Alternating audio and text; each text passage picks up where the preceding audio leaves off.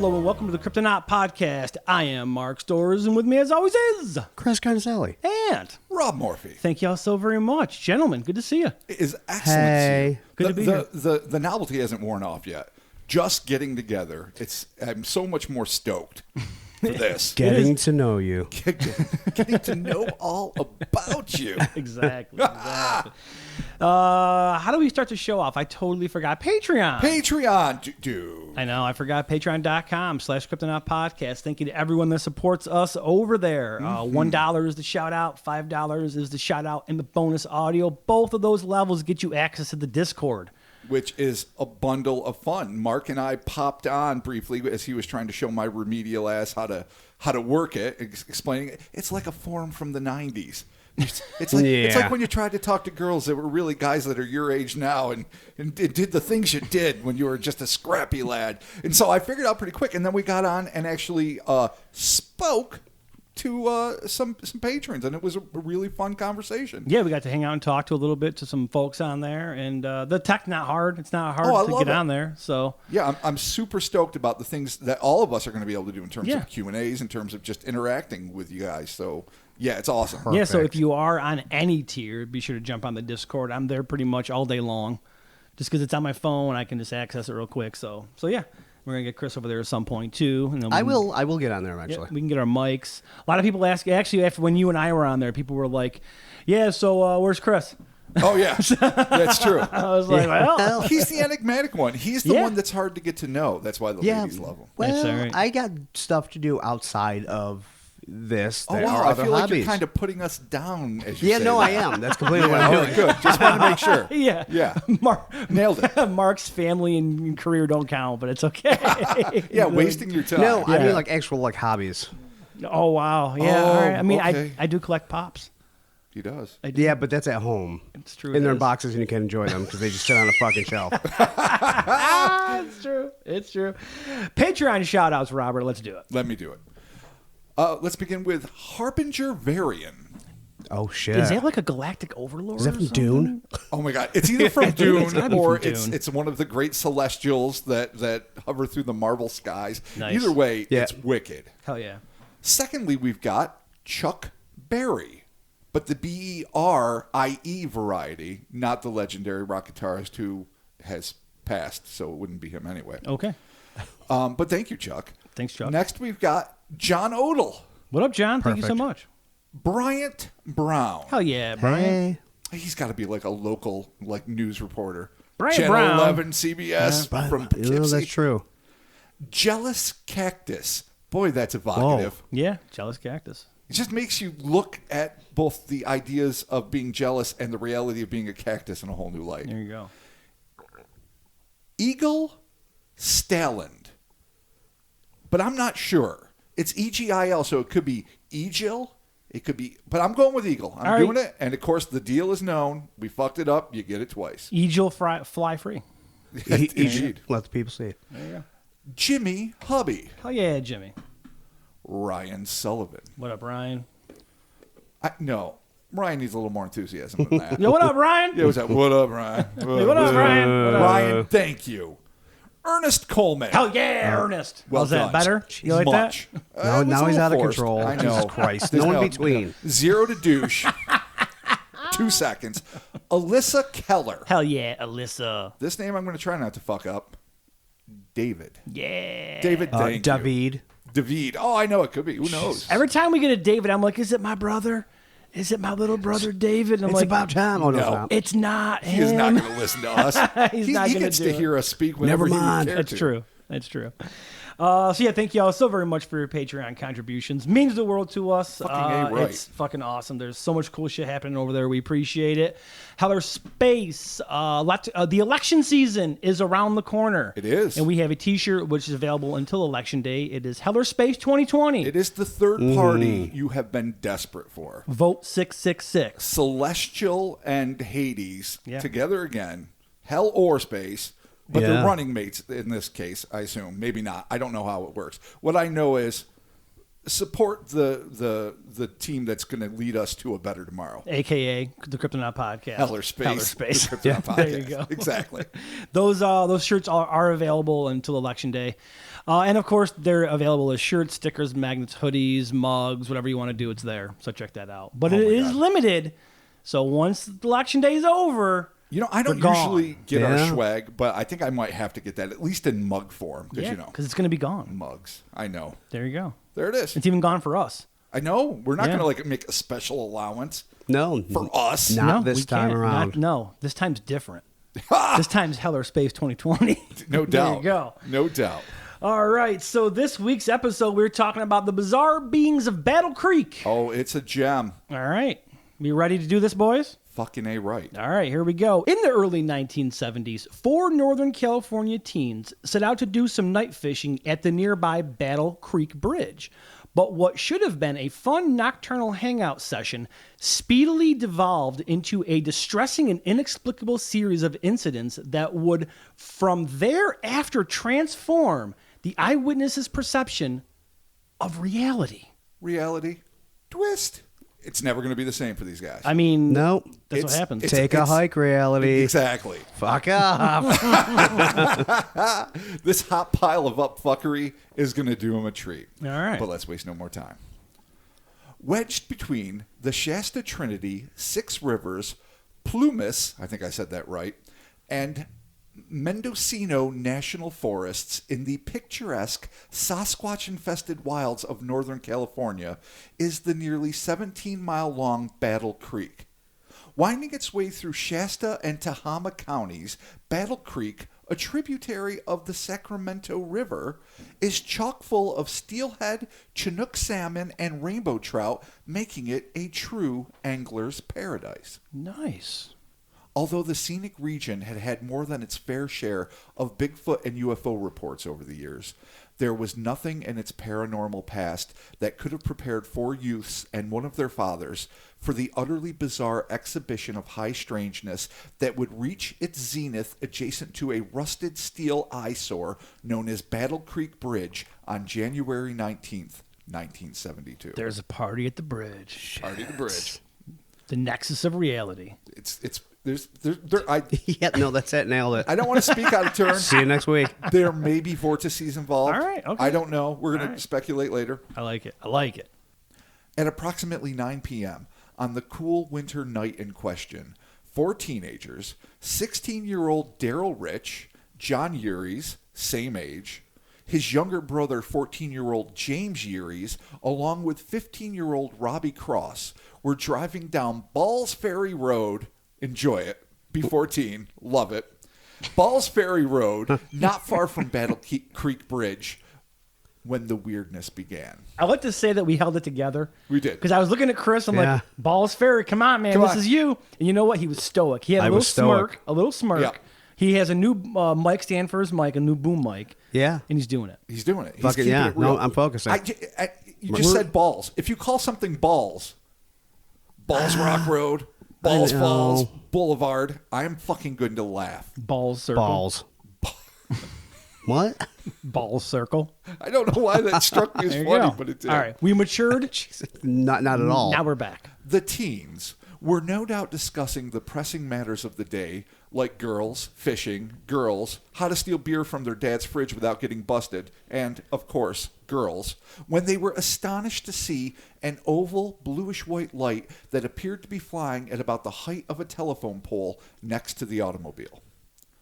Mesmerized by the antics of this luminous aerial acrobat, the boys were shocked when, without warning, the object suddenly turned and shot toward them, strafing the vehicle and swiftly elevating their communal heart rates. So just dancing around, lights in the sky, and then pulling a straight Maverick. That's Iron a Top Eagle. Gun reference. Oh, so Iron Eagle. Yes, Sorry. you're welcome. Chappie. Iron No Eagle. The startled driver, Chappie. presumably either John or Daryl, because they're the only 16-year-olds, quickly pulled off the road not far from the densely wooded area next to their destination, Battle Creek Bridge. So they got in there, shot off the side of the road because they're getting buzzed. The quartet cautiously climbed out of the car, staring skyward, but the bizarre bluish object had vanished. Relieved though they must have been, the buddies barely had the chance to catch their breath and decide what to do next before they heard a forceful rustling in the brush not far from the car. Thinking quickly, John Yearies grabbed a flashlight from inside the vehicle. He would describe what happened next to the Aerial Phenomenon Research Organization, classic APRO, investigators Alan R. Barry and William M. Murphy, who descended on the scene soon after the event. This is what he had to say. We heard a blood-curdling scream. I threw a light over on the brush, and there was this weird thing. That's an understatement. Often and utterly inexplicably chronicled as a Bigfoot sighting, I cannot understand why, the entity that the boys bore witness to was something altogether stranger. According to their testimony, the hunched quote-unquote thing that was slowly moving toward them through the thicket was over 7 feet in height, apparently hairless, with an unusual greenish-brown complexion. Weirder still was the creature's single, large, teardrop-shaped ear.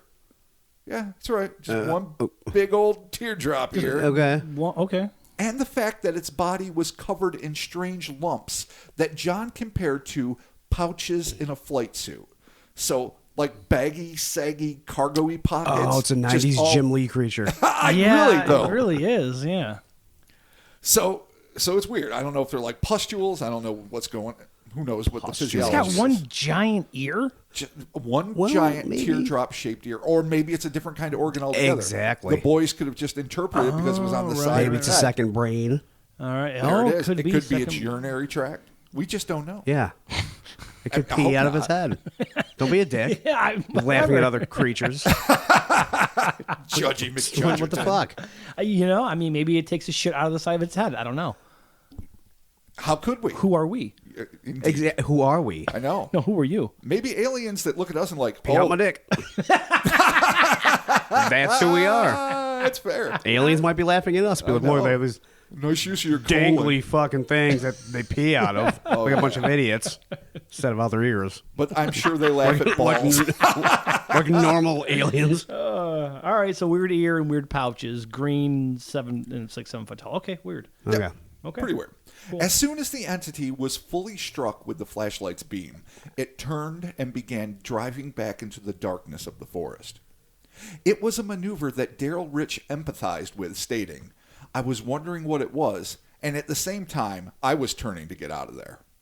It was after encountering two truly anomalous events that the situation waded even deeper into classic horror film territory. After the foursome crammed themselves into the car, presumably locking the doors behind them, they found to their eternal chagrin that the vehicle would not start. Classic boy. Jason Voorhees move. If I saw it in a Classic. movie, I would Classic cringe. all movies. Because it sucks. Car doesn't start. Like, I guess when we were tiny kids, it would create some sort of suspense because you're young and you don't know. It's been a bit, but just like the cat jump, it is one of the most worthless tropes in horror films. Yet, the thought of it happening in real life, after being accosted, for lack of a better Right. term, by a weird UFO, Yeah. and then seeing this screaming, wild-eared thing come out at you, Yep. That's fucking terrifying. Yeah. It was then that the true awfulness of their situation must have dawned on them. Here they were, stuck in the wooded blackness next to Battle Creek Bridge with an unknown beast just beyond their sight line and an unidentified object that could swoop down at any second.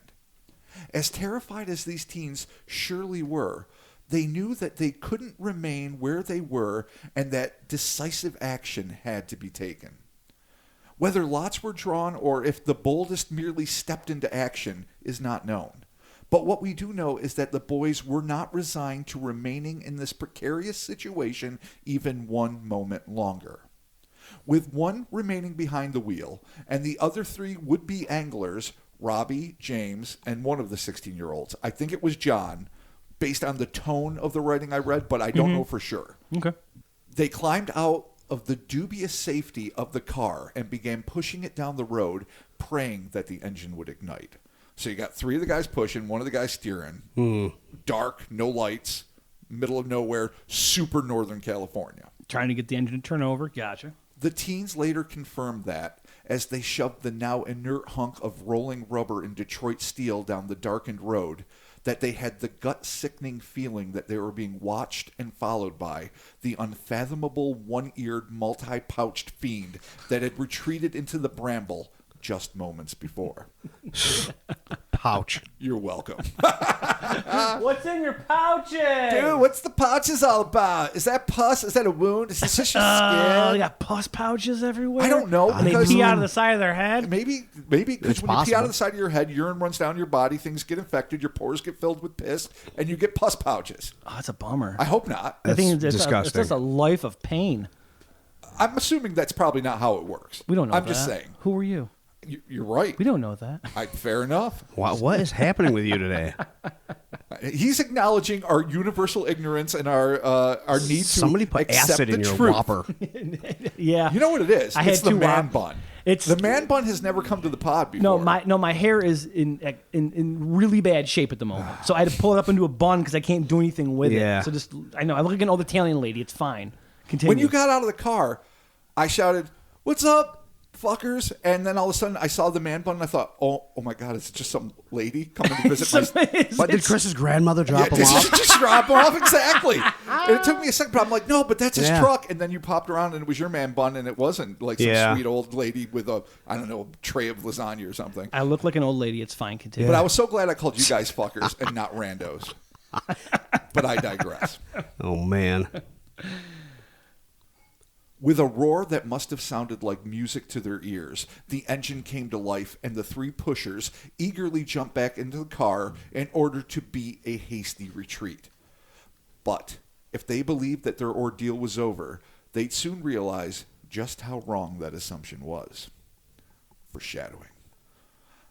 The four fishermen were understandably paranoid on their trip back home.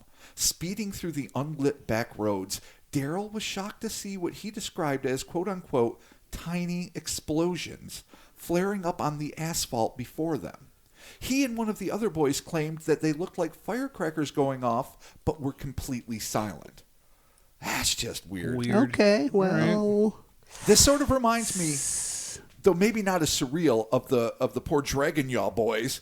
I guess it's another group of teenagers that go somewhere dark and isolated and weird shit happens. But instead of flaming red glowing pants hurtling down the hill at them, it's just these weird pop explosions of light on the road ahead of them. That would be really, like, if that happened to any of us driving, that would be very disconcerting. Yeah. Yeah, well, you'd think either something was wrong with your car or you're being attacked by something. Well, I wouldn't assume something was wrong with my car if things were popping ahead. I would think, is it like some weird road work mistake? Could be. Is somebody playing a trick? And why is it silent? Wicked big fireflies. Yeah, exactly. Yeah, monster. Kamikaze. Come on now. Yep. You're right. I didn't even think about that. But this soundless spectacle would pale before what happened next. Suddenly, the skies above the open fields that bordered both sides of the road erupted in a dazzling display of fiery blue, orange, and red orbs that arced and twisted erratically above them.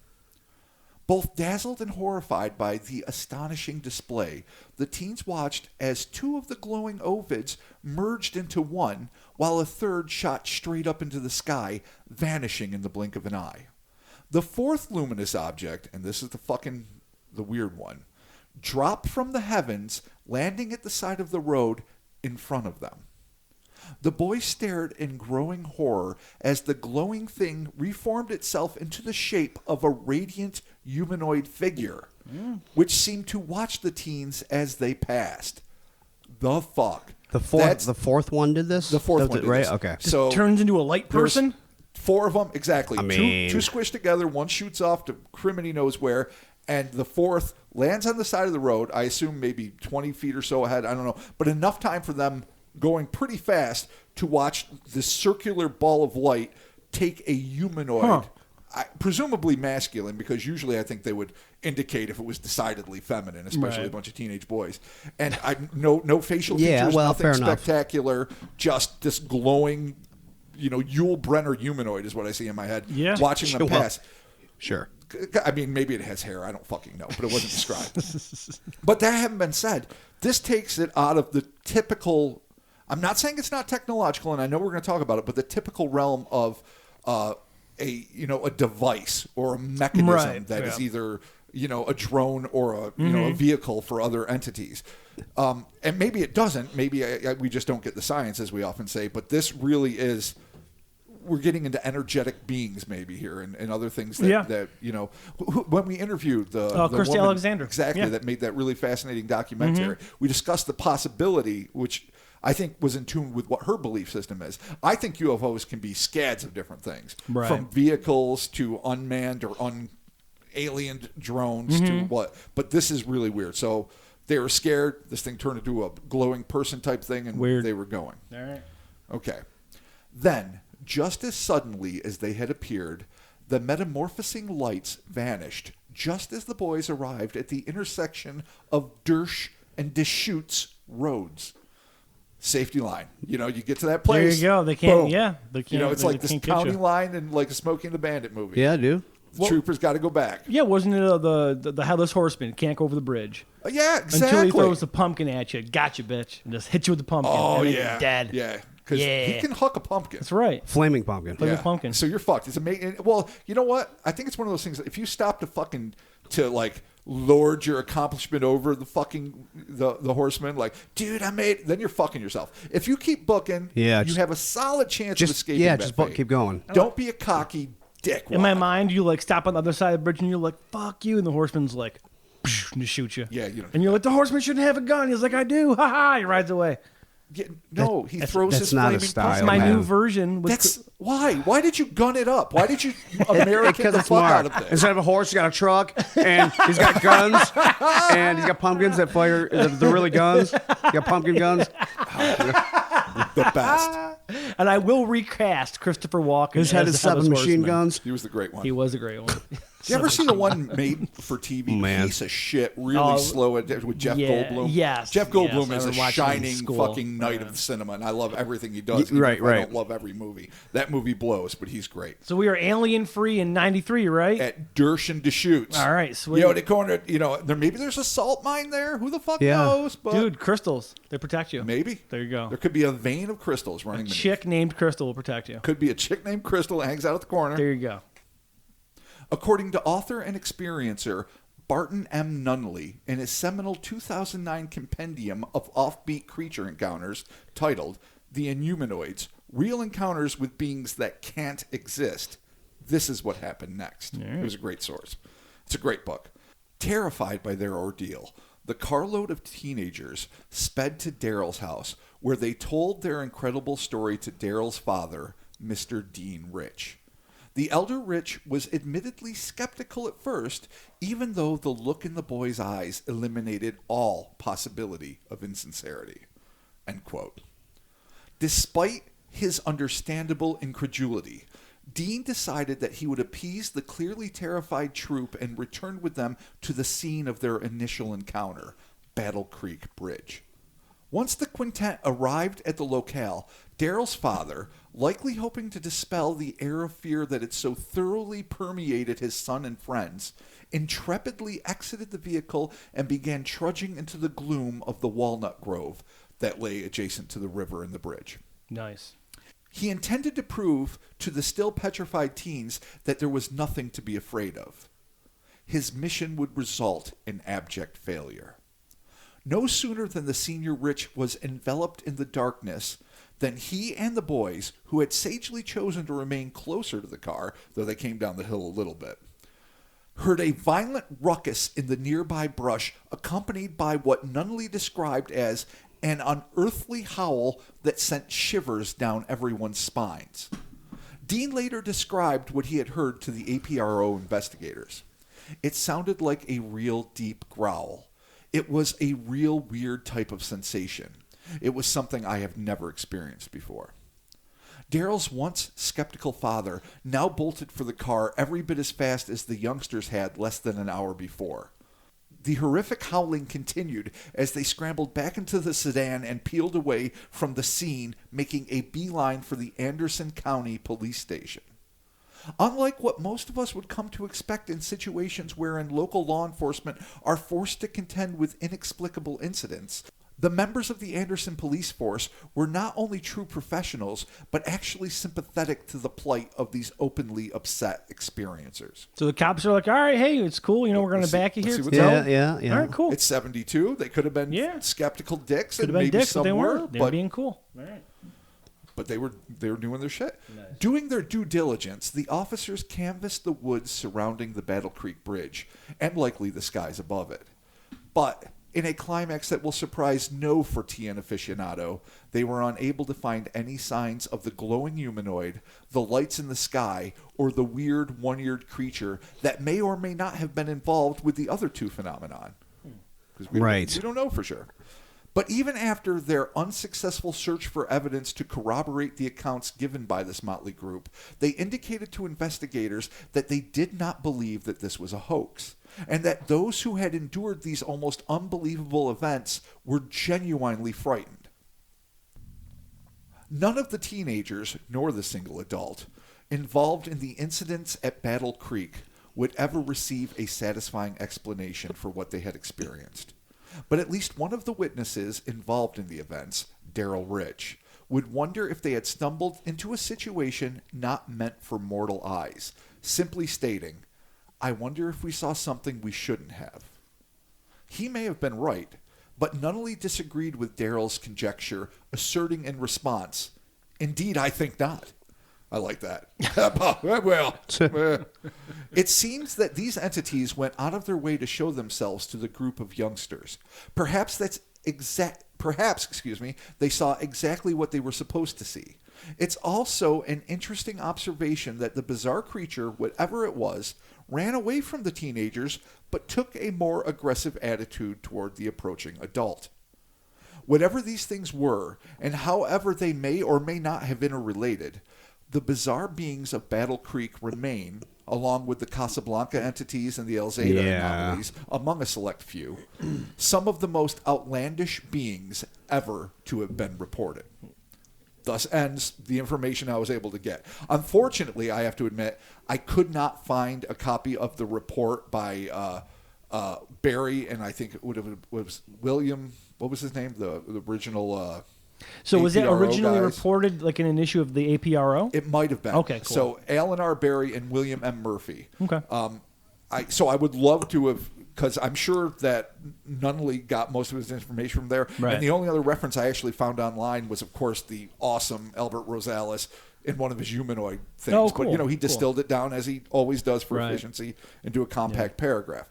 So I just took the information that was available, what little there was, and presenting it now. But even the stuff that was accessible really offers a very bizarre series of incidents for one night, and it does remind me of Casablanca and El 100%. in the sense it's Spielbergian. Exactly, it's a small group of people, and the things that are happening are bizarre and not. I mean, they're clearly interrelated because they're happening in the same place, in the same geographic space, to the same people, but they might not necessarily be, part and parcel of each other's phenomenon. Mm-hmm. So there we have it. I do want to say one thing, though, before we go too deep into it.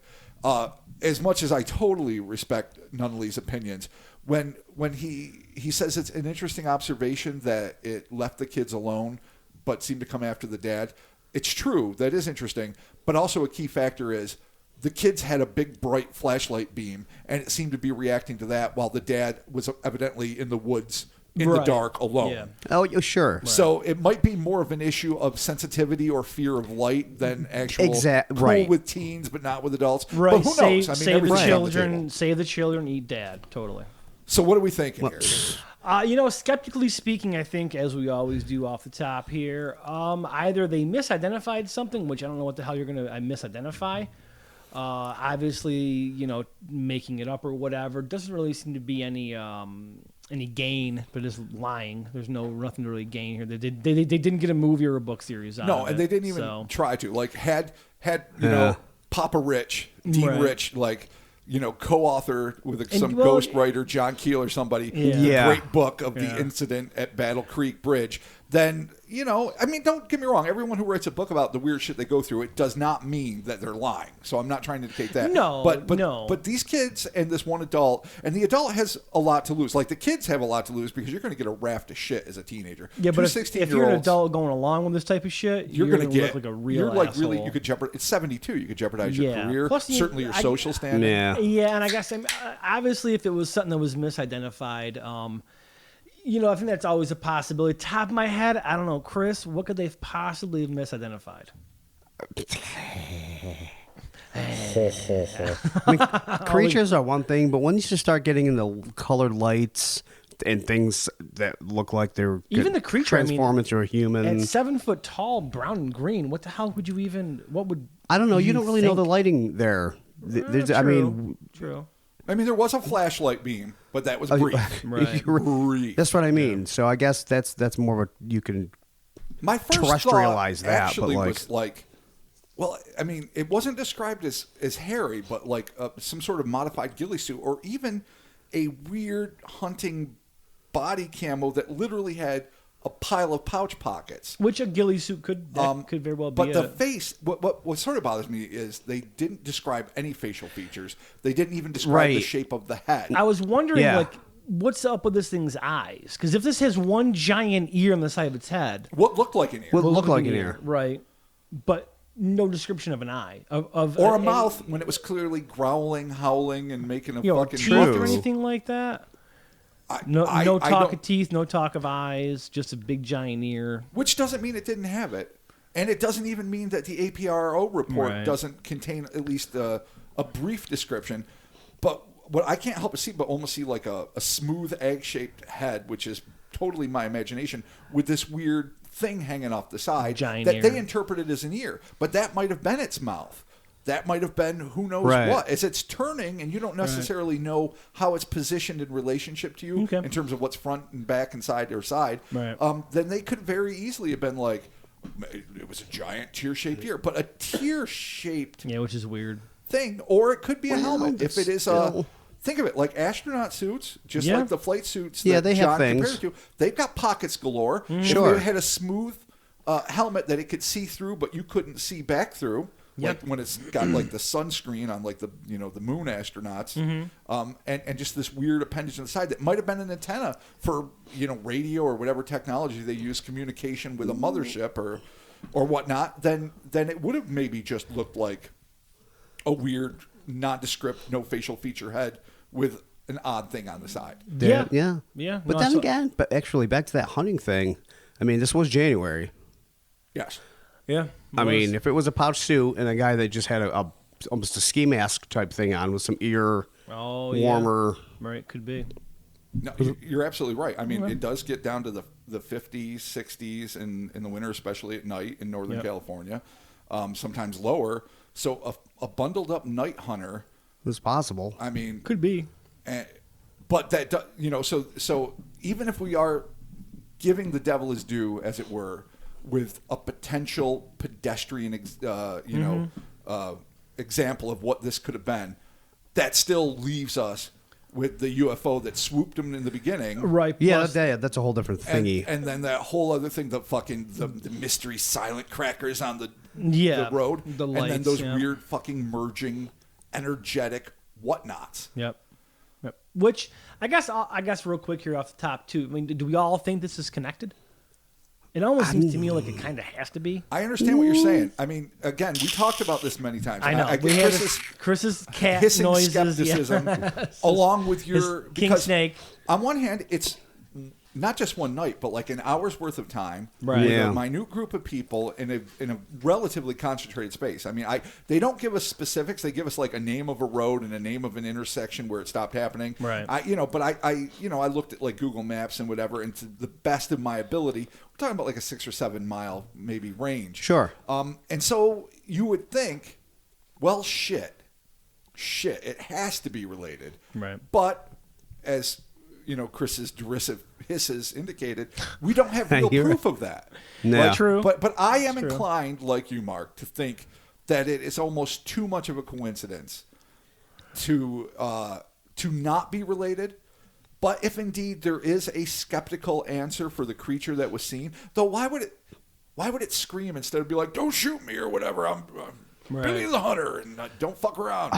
I don't know. Wasn't I correct me Billy if I'm the wrong, Hunter. though, wasn't this originally also reported as a Bigfoot sighting? Yeah, that's another.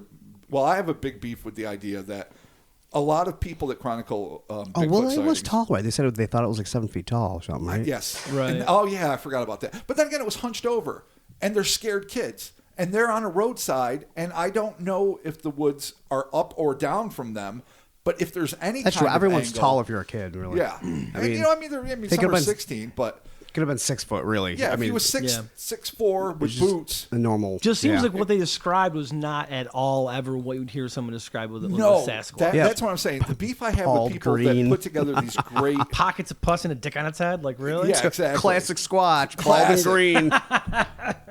There's Bald- like another bald great and green and case smooth from and bald.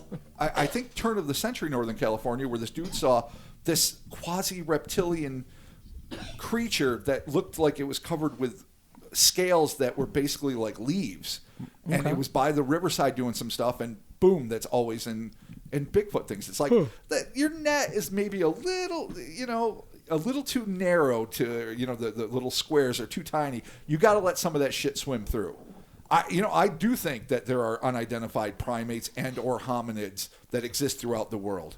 And I do think they're fascinating, but I don't think every time something slightly taller than a human and anomalous and ostensibly bipedal is seen, that it's a fucking Bigfoot. Yeah, no. Right. And so this I definitely do not think is a Bigfoot.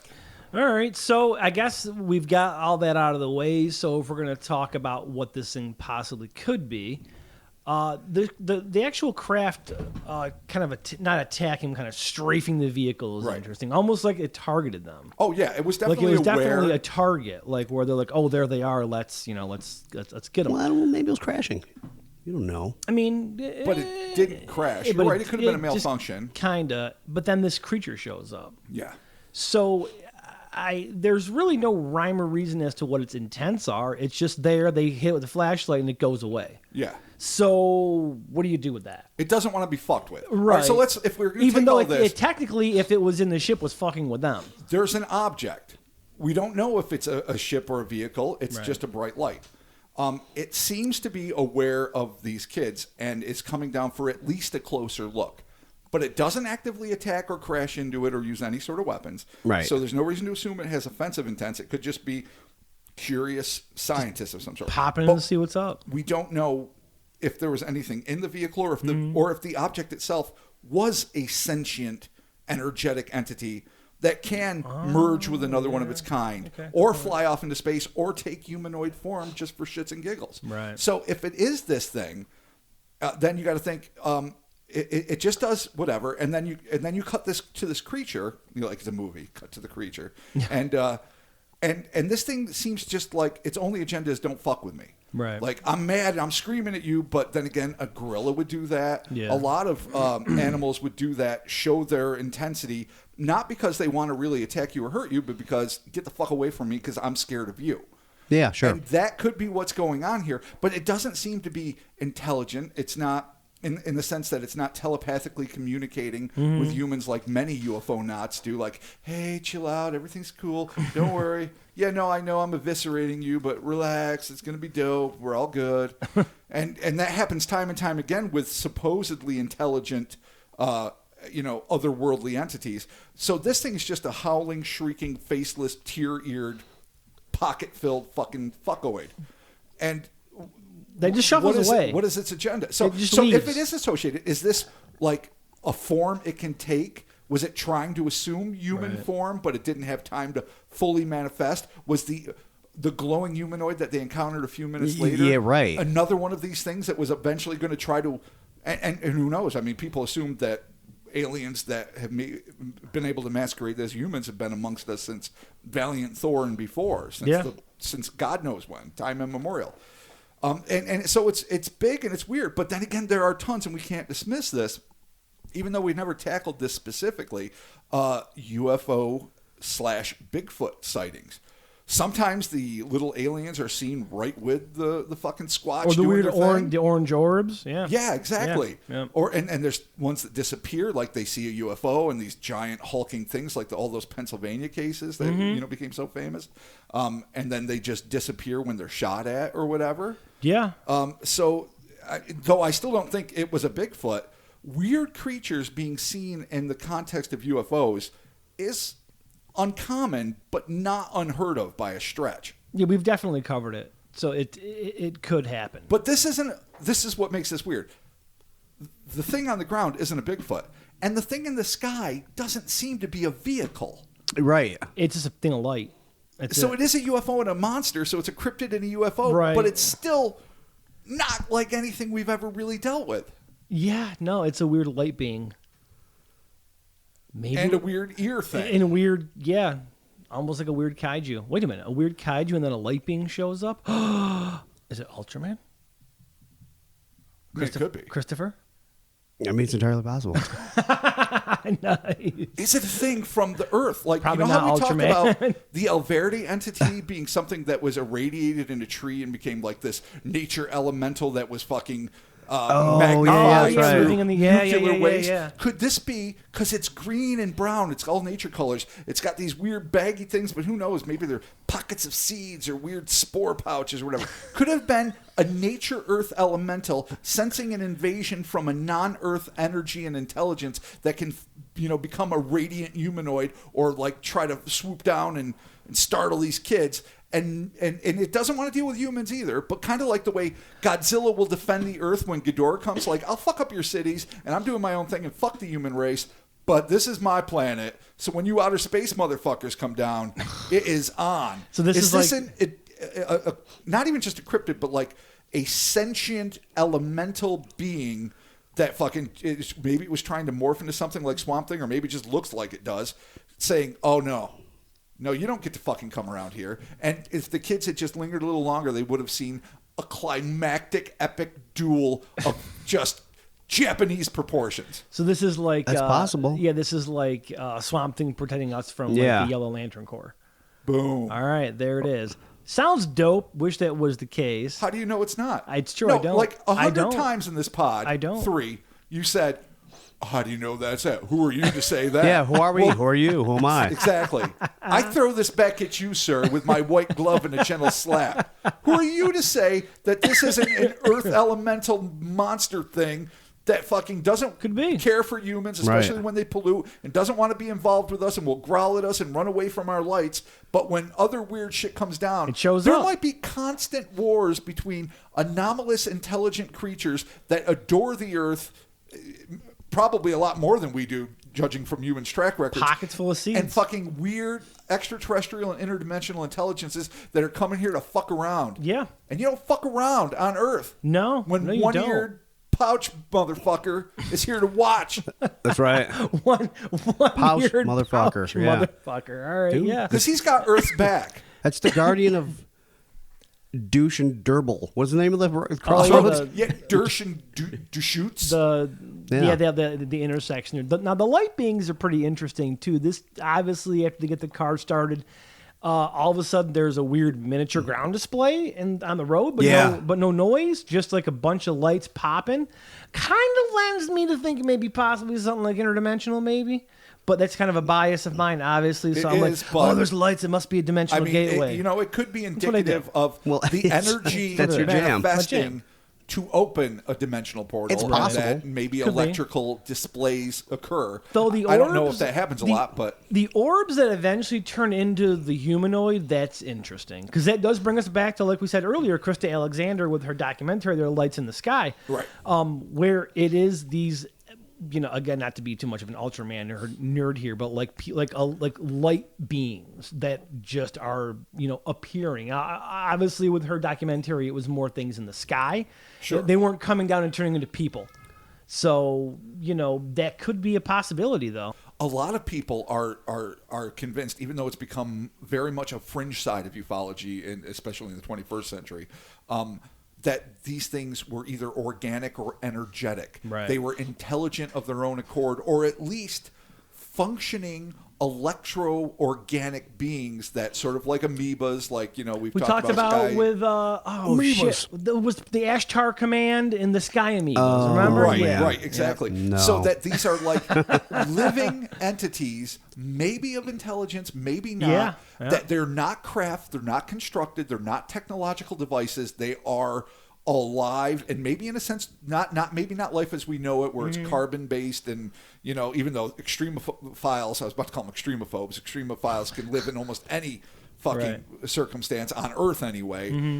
Maybe something even more so that really is bioelectrical. I mean, we're all bioelectrical, but like that's their fundamental nature. And if these things have intelligences and can just assume any shape they want, like basically electrified blobs that can literally fill any form they want, and if they have the intelligence to now it could just be an instinctive mimicry where I don't want to bestow intelligence on something, at least intelligence as we know it, Right. But it is presumably an intelligent thing when you can be curious enough or defensive enough to bombard a car. Totally. And if you can take the shape of the things you're watching, that really does imply at least some sort of consciousness and self-awareness. And if you're this energetic thing that can do these things and be a UFO, in the sense that you can be in a ball of energy that flies. Right. It's only a UFO by our definition. And you can be a humanoid and you can whatever.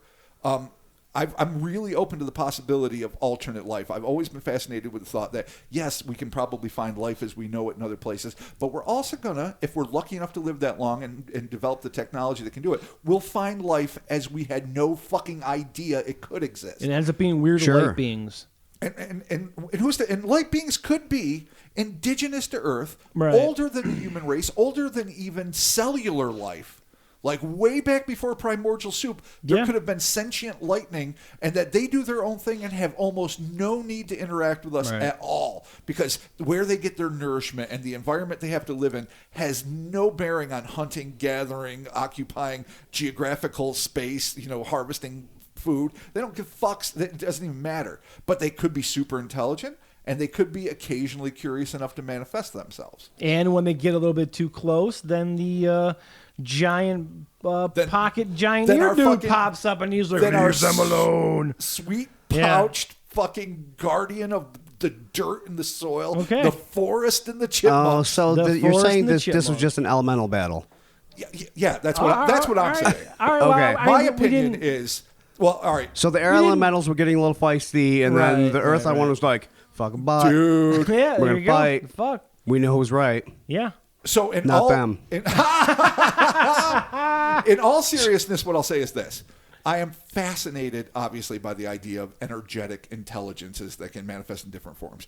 I am also obviously fascinated with more traditional cryptids, and one that looks so anomalous as the one described by in the old Walnut Grove by Battle Creek is absolutely fascinating. So I can't necessarily see how they relate, though my mind definitely wants to make them relate.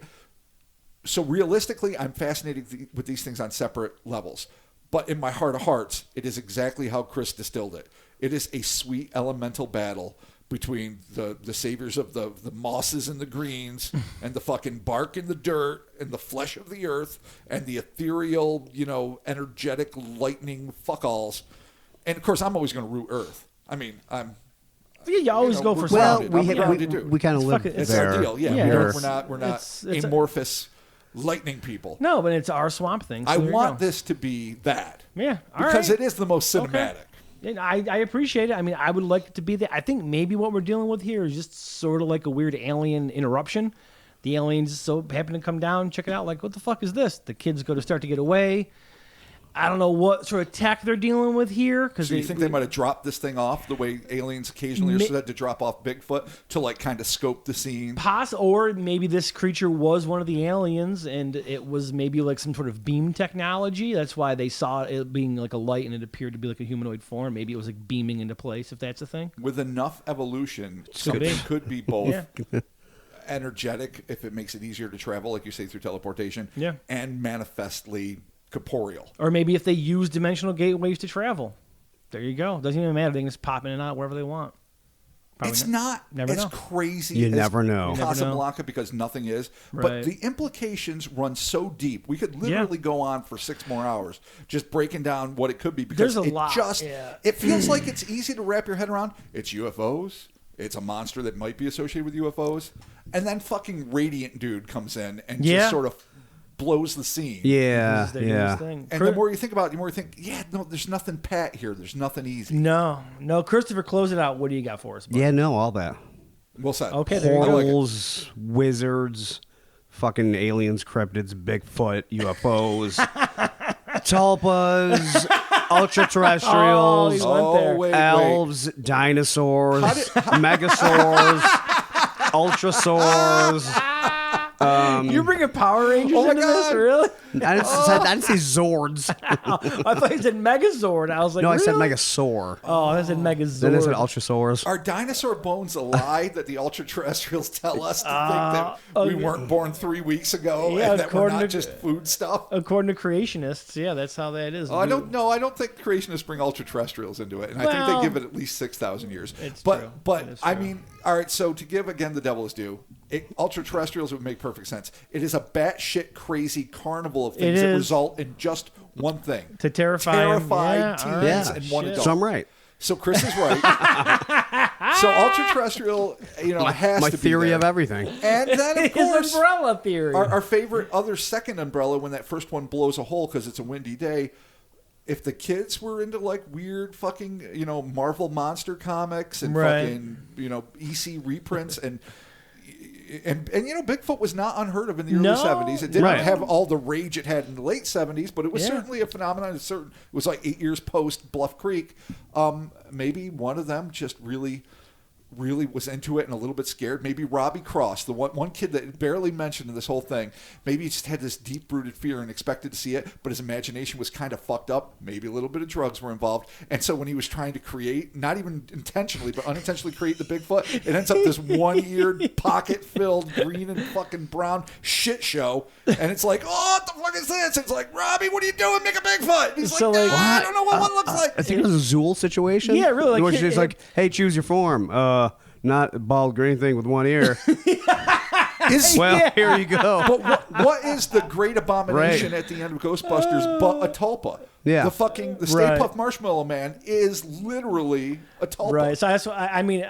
I think again at some point we are going to have to do a tulpa episode proper. So maybe if the guys are like, yeah, fishing and chicks and fishing and fish, yeah. Pussy, And then this kid's in the beer. back that's like, I want to have a tulpa for a person to hang out with, and he's doing his little fucking Well, do you have apparently to make like a wax tulpa to have a tulpa? no, but there is definitely a I guess not what the fuck would you call it? Like a process that goes into this. It's like a whole ritual. It's a whole thing. Well, yeah, when you go you're back not just to like hanging out and you're like, I want to hang Tibetan out. and Buddhist Yeah. principles, or the whole meditative act of creation through thought is meant to be like There's the a whole ultimate form of ceremony. I think I was meditation. trying to say, and I forgot the word ceremony. There's a whole ceremony behind it, and But a ritual. It There's is a whole like thing. the creation of a golem or a Exactly. homunculi, Yeah. but it is much more spiritual. Yeah, you're not Though it making a can little get out of hand. figure out of it. Yeah, no, exactly. I mean, you can make a figure. I mean, you can if we you will want do a to. proper tulpa one Yeah. at some point. Absolutely. All right, And well, it Chris demands nailed it with Tulpa Ultraterrestrial. I'm going to stick with Aliens. So there you have it. We did it, boys. Tulpa terrestrial. Tulpa Terrestrial. All right, We did so you think aliens. Yeah. Chris has the greatest thesis statement in the world. He's got Megazords Fucking coming out just of everyone. madness of paranormal, period, and I love it. Tulpa terrestrial. Tulpa Terrestrial. And I'm still going to go with my sweet elemental fights. I think there's All right, there it foundational is. things in the universe. Boom. And while they might not care about us personally as a species, they give fucks about our planet, either invading it or protecting it. Yeah. And I think there's a secret and continual war that would blow our collective fucking minds if we ever got a peek of it. And I guess maybe, thank God we don't, because in a Lovecraftian fashion, we might lose our fundamental shit. Yeah, There you saving have it. throw. Boom. Thank y'all so very much for joining us. Kryptonaut Podcast, patreon.com/Kryptonaut Podcast. $1 is a shout out. $5 is a shout out and some bonus audio. Be sure to sign up for that. Thank you to everyone that is over there checking that out. We Oh are my super God, excited. yes. We had a bunch of cool Patreon episodes that we're working on, so be sure to check that out. And again, the Discord on the $1 and the $5 tier. Boom. And we're going to organize something. I think Yes. a Q&A in the not too distant future. Currently, I believe they're having like watch parties on there right now. The they movies, are. yeah. They do it, I think, on Friday nights, Yeah. which is unfortunately when we usually record. Yeah. This happens to be a Sunday afternoon. But generally, that's when that happens. But I think it's awesome, and I definitely will pop in when I can. Yeah, because totally. A communal watch party, you just get to talk shit with your virtual friends. I think that's awesome. The Instas, the Twitters, and the Facebook. Check us out there. We are available. Heatherspace.com. Election season is here. We got 2 designs up. These designs will be taken down on Election Day, which I believe is Tuesday, November 3rd. So that's going to be... Is this pod actually going to come out before then? I don't know. It's only September. Yeah, bruh. I'm a big old idiot. Hey, listen, I can't be expected to know how a tulpa and a calendar We need to get a work. backup for Rob because his Oh brain my apparently God, is no. going to shit. Listen, so. as long as I can talk shit about monsters, I'll be all right. Nah. Don't expect me to understand how to function as an adult. Sure, in the real sure. world. No, I Anyway, know. get your election season shirts. Heatherspace 2020. Vote 666. Never take the devil off the table is the other design. Check that stuff out there. Thank y'all so very much for joining us, and we're talking to you soon. Absolutely. Goodbye. Goodbye. I think when our grass screams in agony when we mow it, it is part of the grand front for the whole environmental army that is truly protecting us from ultra-terrestrial electric wizards. And I think we really need to be cautious about eating bananas. No. See you next week.